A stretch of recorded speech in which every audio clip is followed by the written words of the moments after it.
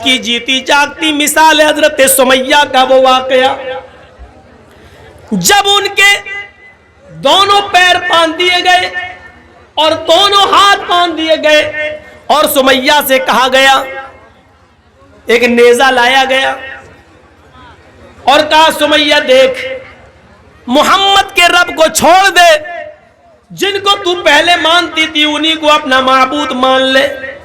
تو سمیہ نے کیا کہا؟ ہاشا و کلا، ہرگز نہیں۔ ابو جہل نے وہ نیزہ نکالا، ابو جہل نے وہ نیزہ اٹھایا اور پورا کا پورا سمیہ کے جسم میں، سمیہ کی شرمگاہ کے اندر، سمیہ کے پیشاب کے راستے میں پورا کا پورا وہ نیزہ داخل کر دیا، ادھر سے ڈالا اور اس طرف نکال دیا۔ سمیہ کے ہاتھ پیچھے سے بندھے تھے، وہ بوڑھی عورت تھی، آسمان پر نظریں ڈالتی ہے، اس موقع پر بھی اس کی زبان سے یہ نہیں نکلا اے اللہ تو میری مدد کر یا مجھے بچا لے۔ اس نے اپنی زندگی کے بارے میں نہیں کہا، اس نے دعا بھی مانگی تو یہ دعا مانگی، یا ربی ثبت قدمی علی دینک یا ارحم الراحمین، اے ارحم الراحمین، اے رحم کرنے والے، اے ہمارے رب، اس کا نیزہ میری شرمگاہ کو پار کر گیا ہے، اس کی دی ہوئی تکلیف سے کہیں میں اسلام نہ چھوڑ بیٹھوں، کہیں دین نہ چھوڑ بیٹھوں، اے اللہ مجھے میرے دین پر جمع دینا، مجھے میرے دین پر ثابت رکھنا، اے اللہ اس کی دی ہوئی تکلیفوں سے کہیں میں دین نہ چھوڑ بیٹھوں، کہیں تکلیفوں سے تنگ آ کر میں دین قربان نہ کر دوں۔ اس موقع پر بھی وہ اپنے دین کی سلامتی مانگ رہی ہے، یہ ہے اسلام میں رنگنا۔ سمیہ کو ستایا گیا لیکن سمیہ اسلام نہیں چھوڑ رہی ہے، اسلام سمیہ کو نہیں چھوڑ رہا ہے۔ یہ زندگی ہونی چاہیے ہماری اسلام لانے کے بعد اور اسلام کے ساتھ، لاکھ دنیا کوشش کرے۔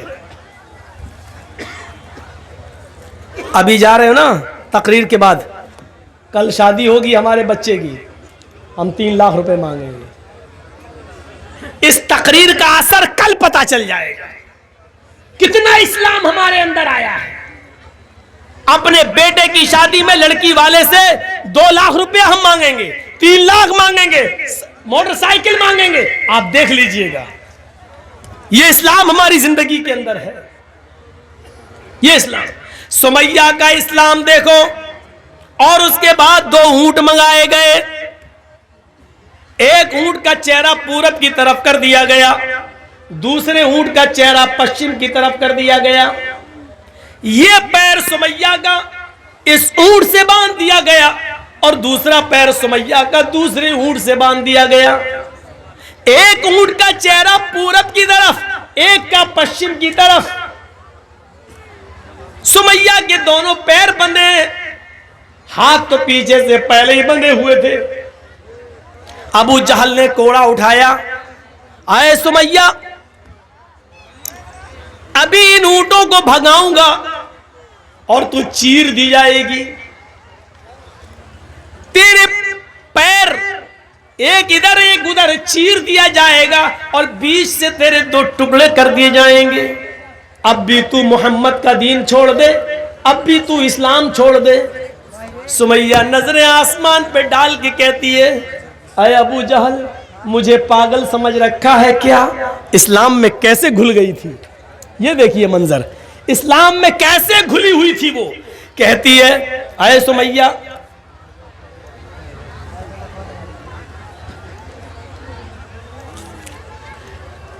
سمیہ کا حال دیکھیے آپ، کیسے گھلی ہوئی تھی وہ اسلام کے اندر، کیسے، کتنی اسلام کے اندر، اسلام اس کے دل میں گھر کر گیا تھا۔ سمیہ کیا کہتی ہے، اے ابو جہل وہ دیکھ۔ ابو جہل نے کہا کیا؟ کہا تجھے نہیں دکھ رہا ہے؟ کہا نہیں۔ ارے وہ جنت ہے، جنت۔ آئے ابو جہل کیا جنت دیکھ کر بھی کوئی پلٹ سکتا ہے؟ اے ابو جہل جو جنت میں دیکھ رہی ہوں اور جس جنت کی خوشبو میری ناک تک آ رہی ہے اس کو تو محسوس نہیں کر رہا ہے، وہ تیری ناک تک نہیں آ رہی ہے۔ آئے ابو جہل کوڑا تیرے ہاتھ میں, جلدی مار. ابو جہل کہتا ہے سمیہ تجھے اپنی موت کا ڈر نہیں ہے؟ سمیہ مسکرا کے کہتی ہے ابو جہل جلدی مارنا ان اونٹوں کو, جلدی بھگا ان اونٹوں کو. جتنی دیر تو ان اونٹوں کو بھگانے میں لگا رہا ہے, قسم ہے کعبے کے رب کی, اتنی دیر مجھے جنت میں جانے میں لگ رہی ہے. اس منظر کو دیکھ کر آپ کیا کہیں گے میرے بھائیوں؟ وہ کیسے اسلام کے اندر رچ گئی تھی, بس گئی تھی,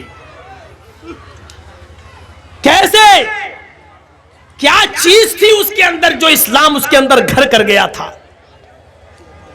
اس تکلیف کو دیکھ کر بھی وہ پلٹی نہیں, گھومی نہیں, اور ابو جہل نے غصے میں اونٹوں کو بھگا دیا. ابن سعد کے الفاظ ہیں طبقات کے اندر کہ سمیہ کے بیچ سے دو ٹکڑے ہو گئے, سر بچ گیا, یہاں سے ایک جسم کا حصہ الگ ہو گیا اور ایک حصہ سر کے ساتھ بچ گیا. لیکن مرتے وقت سمیہ کے چہرے پہ مسکراہٹ باقی تھی. ابو جہل نے پتھر اٹھا کر اپنے سر پہ مارنا شروع کر دیا. لوگوں نے کہا یہ کیا کر رہے ہو, پاگل ہو گئے ہو؟ کہتا ہاں میں پاگل ہو گیا ہوں. سمیہ کا سب کچھ چھینا, اس کی جان تک چھینی, اس کو موت کے گھاٹ بھی اتارا, لیکن پھر بھی سمیہ جیت گئی, میں ہار گیا. مرتے وقت بھی مسکرا رہی ہے, دیکھو مجھے چڑھا رہی ہے. مرتے وقت بھی وہ بالکل پس مردہ نہیں ہوئی, مرتے وقت بھی ہنستے ہوئے مری. اس نے تو مجھے للکار دیا ہے, اپنی جان ہنستے ہوئے دے دی ہے. دنیا کیا کہے گی آنے والے دنوں میں نے ظلم بھی کیا تو ایک بوڑھی عورت کے اوپر ظلم کیا. میں نے جس بوڑھی عورت پہ ظلم کیا ابو جہل اس کی ہنسی اور اس کی مسکراہٹ بھی نہیں چھین سکا. میرے پیارے ساتھیوں, یہ ایمان تھا جو سمیہ کے اندر, یہ اسلام تھا جو سمیہ کے اندر گھل گیا تھا.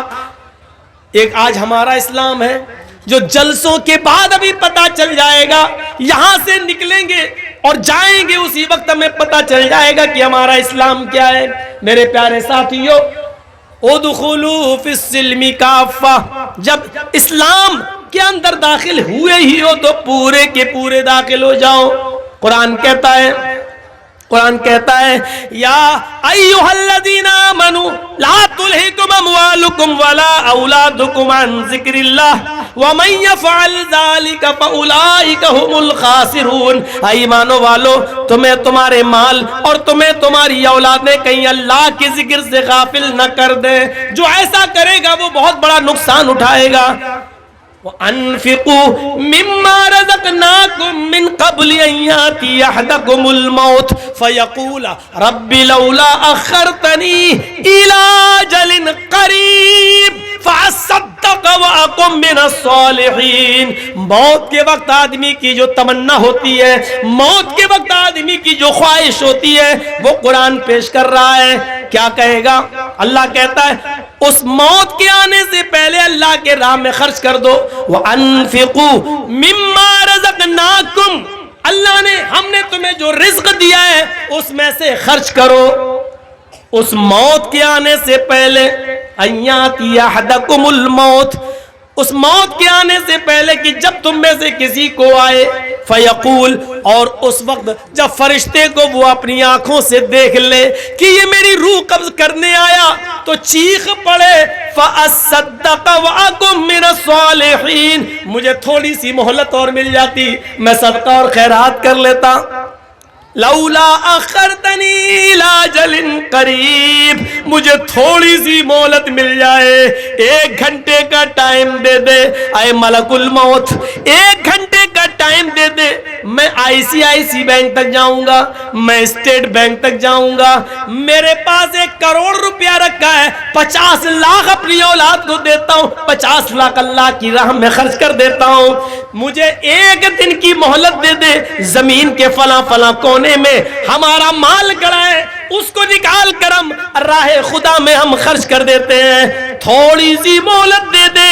فَأَصَّدَّقَ, صدقہ کرنے کا ٹائم دے دے, خیرات کرنے کا ٹائم دے دے, مدرسوں میں زکات دینے کا ٹائم دے دے. 1 دن کی مہلت دے دے, 2 دن کی مہلت دے دے.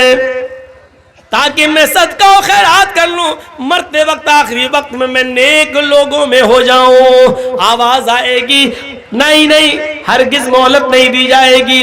وَلَن يُؤَخِّرَ اللَّهُ نَفْسًا إِذَا جَاءَ أَجَلُهَا, جب کسی کی موت کا وقت آ جاتا ہے, جب کسی کا فکس ٹائم آ جاتا ہے, تو اب اس کو مہلت نہیں دی جاتی ہے, ہرگز نہیں. اللہ لالچی نہیں ہے, اب 50 لاکھ کے لیے 1 کروڑ کے لیے تجھے 1 دن کی مہلت دے دے گا. نہیں نہیں, اب تیری موت کا وقت آ چکا ہے, اب تجھے مہلت نہیں دی جائے گی. بالکل نہیں میرے پیارے ساتھیوں, مہلت مل چکی ہے اور ابھی مل رہی ہے. کوئی بھروسہ نہیں ہے موت کا, اس سے پہلے خرچ کر لو, صدقہ دے دو, خیرات کر لو, جو چیز تمہیں کرنا کر لو. ابھی جو تم دے دو گے وہی تمہارا ہے, جو خرچ کر لیا وہی آپ کا ہے. جو آپ کے پاس ہے وہ آپ کا نہیں ہے, جو آپ کے پاس ہے وہ آپ کا نہیں ہے.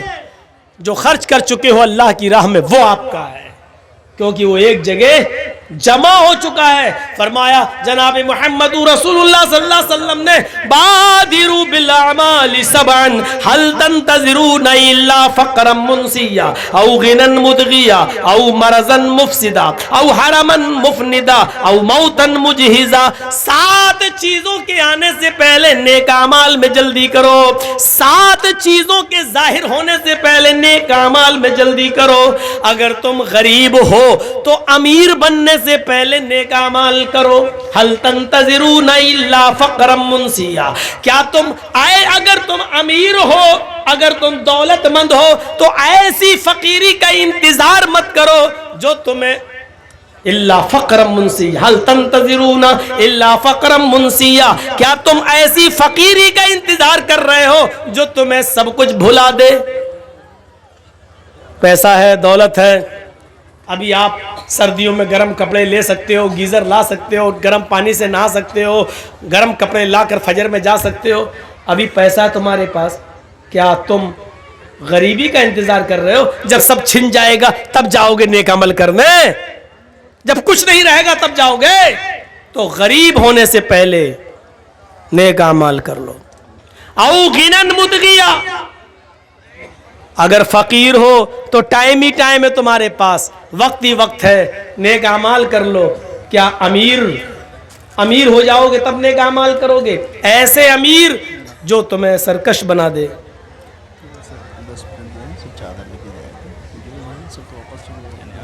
آپ کے اوپر پیدا ہیں تو آپ بولیے, جو کہتے ہیں ایسے مخلص نہ ہو نہیں پایا ہے, اور کہتے ہیں فجر میں ہوگا ہی نہیں, فجر تو بند ہے, اس لیے مسئلہ ہو گیا ہے. سب چل جائے گا تو کیا کریں, خاص کر کے گاؤں کے جو ہیں, کیا کریں بتائیے. ایسے بولے جو پیدا ہیں چل دیجیے, کہتے ہیں ہم دیتے ہیں زیادہ, اور یہاں کچھ لوگ ہیں ہم ان کو بولتے ہیں خاص کر کے آپ سے ملنے کے لیے.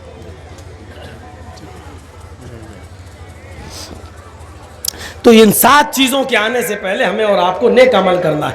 اگر امیر ہو تو غریبی سے پہلے, غریب ہو تو امیری سے پہلے. جب غریب آدمی امیر بنتا ہے نا تو ایک دم سرکش ہو جاتا ہے, وہ سوچتا ہم نے اپنے ہنر سے کمایا. تو ایسی سرکشی کا انتظار, ایسی امیری کا انتظار مت کرو. او مرضن مفسدہ, تندرست ہو, صحت مند ہو تو مریض سے پہلے, بیماری سے پہلے نیک عمل کر لو. اچھے خاصے ہو, نماز نہیں پڑھ رہے ہو, جب ایکسیڈنٹ ہو جائے گا, ٹانگ ٹوٹ جائے گی, تب جاؤ گے نماز پڑھنا. او حرمن مفندا, جوان ہو عبادت کر لو. کیا ایسے بڑھاپے کا انتظار کر رہے ہو جو تمہاری عقل خراب کر دے؟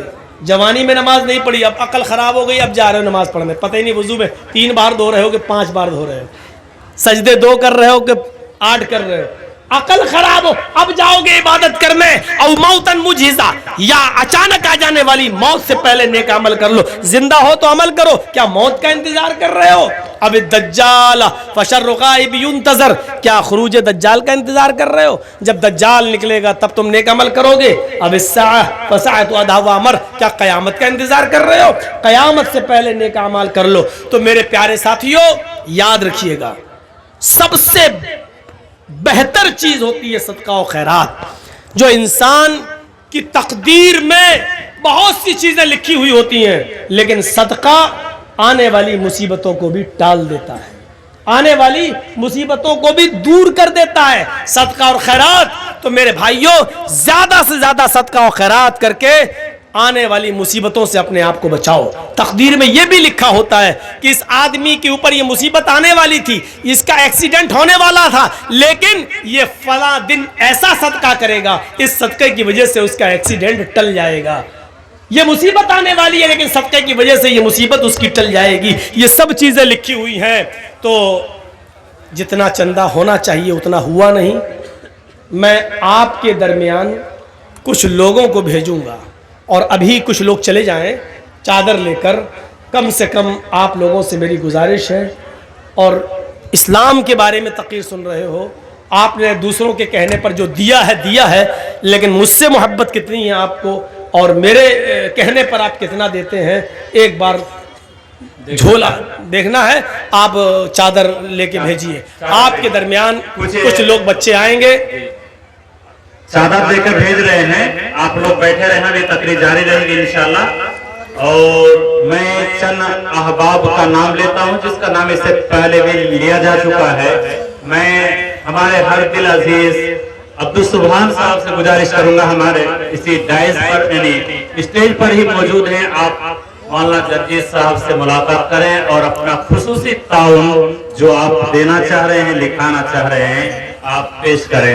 اسی طرح میں فضیلت الشیخ مولانا جرجیت صاحب کے ہر دل عزیز چہیتے ڈاکٹر عالمگیر صاحب سے گزارش کرتا ہوں کہ آپ اپنے تعاون فضیلت الشیخ جرجیت صاحب کے ہاتھ میں دیں.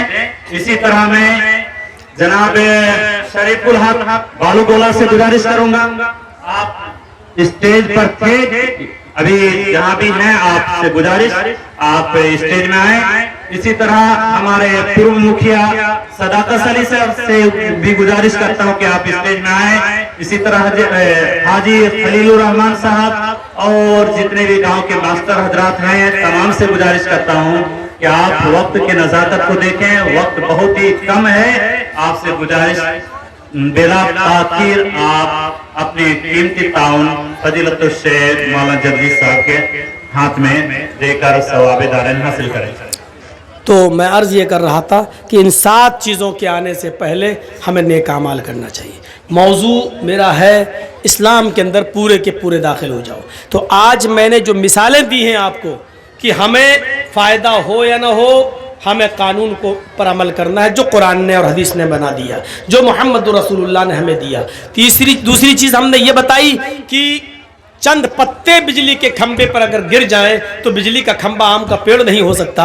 اسی طریقے سے چند عبادتیں کر لینے کی وجہ سے ہم پورے مسلمان نہیں ہو سکتے ہیں. ہمیں پورے کے پورے مسلمان ہونا ہے اور اسلام کے اندر ہمیں پورا کا پورا داخل ہونا ہے. اور تیسری چیز ہم نے یہ بتائی, اسلام کے اندر ہم ایسے گھل جائیں جیسے پانی کے اندر رنگ گھل جاتا ہے, پھر رنگ کو پانی سے نکالا جائے یا پانی کو رنگ سے نکالا جائے تو دونوں ایک دوسرے سے الگ نہیں ہو سکتے ہیں. اسی طریقے سے اسلام ہم سے نکالا جائے یا ہم سے اسلام کو دور کیا جائے تو ہماری جان چلی جائے, لیکن اسلام ہم سے نہ جائے.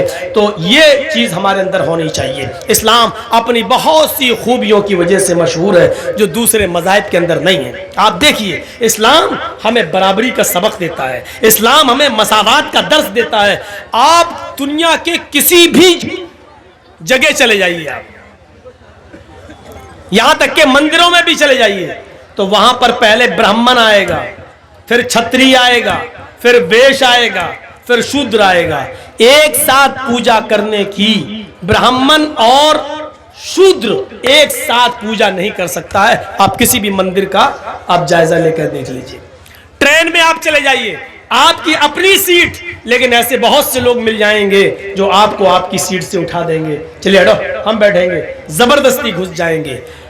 اس اسٹیج پر بھی آپ کسی کو بھی اٹھا سکتے ہیں اور کسی کو بھی بٹھا سکتے ہیں, لیکن مساوات کا درس اسلام نے ایسے دیا ہے کہ اگر آپ مسجد میں نماز پڑھنے کے لیے گئے اور آپ بہت غریب ہیں لیکن آپ اگلی صف میں اگر بیٹھ گئے اور اگلی صف بھر گئی تو آپ کو اس ملک کا بادشاہ اگر مسلمان ہو جائے یا سعودی عرب کا بادشاہ جو مسلمان ہے اگر وہ بھی جائے تو اگلی صف سے کسی غریب کو اگر ہٹانا چاہے تو بادشاہ کا باپ بھی اس کو اگلی صف سے نہیں ہٹا سکتا ہے.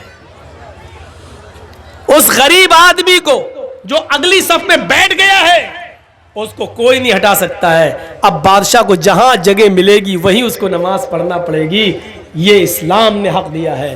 تم اپنے گھر میں کسی کو بھگا سکتے ہو, اپنے گھر میں کسی کو اٹھا سکتے ہو, اپنی پنچایتوں سے اٹھا سکتے ہو. یہ مسجد ہمارا گھر ہے اور ہمارے گھر میں آئے ہوئے سب برابر ہیں, فقیر بھی اور امیر بھی, غریب بھی اور بادشاہ بھی. لہذا جو پہلے آیا اگلی صف میں بیٹھ گیا اس کو بھی زیادہ ثواب لینے کا حق ہے, اور بادشاہ بھی اس کو اگلی صف سے ہٹانے کا پاور نہیں رکھتا ہے. یہ مساوات کا درس اگر ملے گا تو اسلام کے اندر ملے گا. حضرت عمر فاروق جب یروشلم جا رہے تھے اور یروشلم سے بیت المقدس تک جب اونٹ کا سفر کر رہے تھے تو اونٹ کے اوپر کچھ سامان لدا ہوا تھا, اس لیے اونٹ کے اوپر ایک ہی آدمی بیٹھ سکتا تھا. سامان لدا ہوا تھا, ایک ہی آدمی بیٹھ سکتا تھا. تو حضرت عمر نے یہ قانون بنا دیا, بیت المقدس تک جاتے ہوئے 1 میل تم پیدل چلو گے میں اونٹ پر بیٹھوں گا, پھر 1 میل میں پیدل چلوں گا تم اونٹ کے اوپر بیٹھو گے.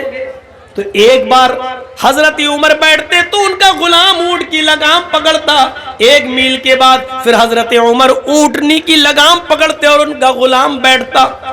ایسے ہوتے ہوتے جب بیت المقدس آ گیا, سامنے دکھنے لگا, اس وقت حضرت عمر فاروق کی باری آ گئی کہ تم کو اونٹ کی لگام پکڑنا پڑے گی, اور غلام کی باری آ گئی کہ ان کو اونٹ پر بیٹھنا ہے.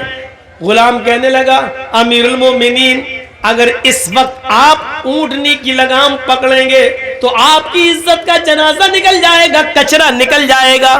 میں آپ کا غلام ہوں, آپ بیٹھے رہیے, میں اونٹنی کی لگام میں ہی پکڑتا ہوں. حضرت عمر فاروق اونٹ سے کود گئے, نیچے آ گئے, غلام سے کہا تم بیٹھو, میں تمہاری وجہ سے, میں بے عزتی کی وجہ سے اس جنازہ نکل رہا, میری عزت کا کچرا, اس وجہ سے میں اسلام کے انصاف کا مڈر نہیں کروں گا, مساوات کا مڈر نہیں کروں گا, سمانتا کا مڈر نہیں کروں گا. بیٹھو. اپنے غلام کو بٹھایا, حضرت عمر اونٹ کی لگام پکڑ کے چل رہے ہیں. حضرت عمر اونٹ کی لگام پکڑ کے چل رہے ہیں. وہاں کچھ یہودی کھڑے ہیں, کہہ رہے ہیں لوگوں سے کہ آئے مسلمانوں, کیا تمہارا امیر المومنین وہ ہے جو اونٹ کے اوپر بیٹھا ہوا ہے؟ اور مسلمان بیت المقدس کے پاس جواب دیتے ہیں نہیں نہیں, میرا امیر المومنین تو وہ ہے جو اونٹنی کی لگام پکڑ کے چل رہا ہے, اور وہ جو اونٹ کے اوپر سوار ہے وہ تو اس کا غلام ہے. اس کے بیٹھنے کی باری آئی تو حضرت عمر فاروق نے اس باری کو قبول نہیں کیا اور اونٹنی کی لگام پکڑنا ہی گوارا کیا, لیکن اس غلام کو نیچے اتار کر اس سے اونٹ کی لگام پکڑوانا گوارا نہیں کیا. یہ حضرت عمر ہے جو اونٹ کی لگام کو پکڑے ہوئے ہیں. اس منظر کو دیکھ کر بہت سے یہودی کلمہ پڑھ رہے تھے, اشہد ان لا الہ الا اللہ و اشہد ان محمدن عبدہ و رسولہ. میرے پیارے ساتھیوں, اسلام کے اندر پورے کے پورے داخل ہونے کا مطلب یہ ہے کہ یہ سمانتا بھی دکھلانا پڑے گی, یہ برابری بھی دکھلانا پڑے گی, ہاں تقویٰ بھی اپنے اقربا کے ساتھ انصاف بھی کرنا پڑے گا. ملک شام حضرت عمر فاروق کا بیٹا گیا ہوا تھا, ایک جہاد میں جانا تھا, لیکن وہاں کھجور کے پانی کو جو سڑ گیا تھا اور نبیذ اس میں کسی طرح نشہ آ گیا تھا, اس نے وہ پی لیا. حضرت عمر فاروق کے بیٹے نے پی لیا, پینے کے بعد عمر فاروق کے بیٹے کو نشہ آ گیا. وہ سمجھے کہ یہ کھجور کا سڑا ہوا پانی ہے, اس میں نشہ نہیں ہے, پی گئے. پینے کے بعد پتا چلا کہ یہ تو نشے والی چیز تھی, لیکن لوگوں میں مشہور ہو گیا عمر فاروق کے بیٹے نے نشہ کیا ہے. وہ عمر ابن عاص کے پاس آئے اور کہا کہ میں نے نبیذ پی لی تھی, مجھے کوڑے مارے جائیں. حضرت عمر ابن عاص نے ان کو 40 کوڑے مار دیے. 40 کوڑے جب پڑ گئے تو حضرت عمر فاروق کو مدینے میں جب پتا چلا کہ میرے بیٹے کو 40 کوڑے مارے گئے, اس نے نشہ کر لیا تھا, تو ایک گھوڑا بھیجا, اسپیشل گھوڑا, اور عمر ابن عاص کو ایک لیٹر لکھا, گورنر صاحب میرے بیٹے کو اس گھوڑے پر بٹھا کے واپس کر دو اور مدینے میں بھیجو. جب عمر ابن عاص نے عمر فاروق کے بیٹے کو مدینہ میں واپس کر کے بھیجا تو بیٹا سوچ رہا تھا کہ میرے باپ خوش ہوں گے. باپ نے ان کو گھر میں ان کی ماں سے نہیں ملنے دیا, کہا بیٹے ادھر آؤ, ادھر کھڑے ہو جاؤ, میں نے سنا ہے کہ تم نے ملک شام کے اندر نبیذ پی لی تھی جس میں نشہ آ گیا تھا. بیٹے نے کہا ہاں. کہا پھر تمہیں سزا ملنی چاہیے 40 کوڑوں کی. کہا میرے ابو وہ تو مجھے عمر ابن عاص نے 40 کوڑے مار دیے, میرے پیٹھ پہ پڑ گئے ہیں, میں آپ کا بیٹا ہوں, بے انصافی کیسے کر سکتا ہوں؟ 40 کوڑوں کی سزا تو میں نے ملک شام میں اپنے اوپر کھا لی. حضرت عمر نے کہا نہیں بیٹے وہ سزا نہیں مانی جائے گی, سزا وہ ہوگی جو میں تمہیں دوں گا. پھر 4 جلاد متعین کیے اور چاروں کے ہاتھ میں ایک ایک کوڑا دے دیا اور ایک جلاد سے کہا 10 کوڑے مار کے تم ہٹ جانا. پھر دوسرا جلاد مارے گا, دوسرے سے کہا 10 کوڑے تم مار کے ہٹ جانا, پھر تیسرا مارے گا, تاکہ جو کوڑوں کی سختی برابر رہے اور کوئی تھک نہ جائے. اس لیے ایک آدمی 40 کوڑے نہیں مارے گا بلکہ 4 جلاد زور زور سے 40 کوڑے ماریں گے. جب 40 کوڑے پڑ گئے تو بیٹے نے کہا ابو کیا یہ بے انصافی نہیں ہے کہ 40 کوڑے میں نے ملک شام میں کھائے, پھر یہاں آنے کے بعد بھی مجھے 40 کوڑے مارے گئے, آخر پھر مجھے وہاں ملک شام میں کیوں مارے گئے؟ وہ کوڑوں کا کیا ہوگا جو میں نے وہاں کھایا؟ عمر فاروق کا جواب تھا میرے بیٹے ملک شام کے امیر گورنر کے اوپر میرا اعتبار نہیں ہے, اس نے تمہیں کوڑے مارے ہیں لیکن میرا دل کہتا ہے اس نے تمہارے ساتھ رعایت برتی ہوگی, جتنی زور سے مارنا چاہیے اتنی زور سے نہیں مارا ہوگا, اس لیے کہ تم امیر المومنین کے بیٹے ہو, اس لیے کہ تم عمر فاروق کے بیٹے ہو. میں نے سوچا کہ وہاں تمہیں پکا اور سچا انصاف نہیں ملا ہوگا, آج ملا ہے. میں نے 4 جلادوں سے 40 کوڑے پڑوائے ہیں تمہیں. یہ تھے مسلم. اسلام کے اندر ان کو کہا جاتا ہے کہ یہ پورے کے پورے اسلام کے اندر داخل تھے. میرے پیارے ساتھیوں 2 بجے تک ہی پرمیشن مل سکی ہے, اس سے زیادہ نہیں. میں اپنی بات کو ختم کر رہا ہوں لیکن چلتے چلتے پھر میں کہنا چاہتا ہوں جو لوگ اس کپڑے میں نہیں ڈال سکے ہیں وہ اسٹیج پر بھی آ کر ہمیں دے سکتے ہیں, مجھ سے مصافحہ کر سکتے ہیں. میں تھوڑی دیر بیٹھتا ہوں آپ کے پاس, جو لوگ دینا چاہیں وہ ہمارے ہاتھ میں بھی لا کر دے سکتے ہیں. اللہ تعالیٰ سے ہم دعا کرتے ہیں کہ بار الہ ہماری خطاؤں کو معاف فرما دے اور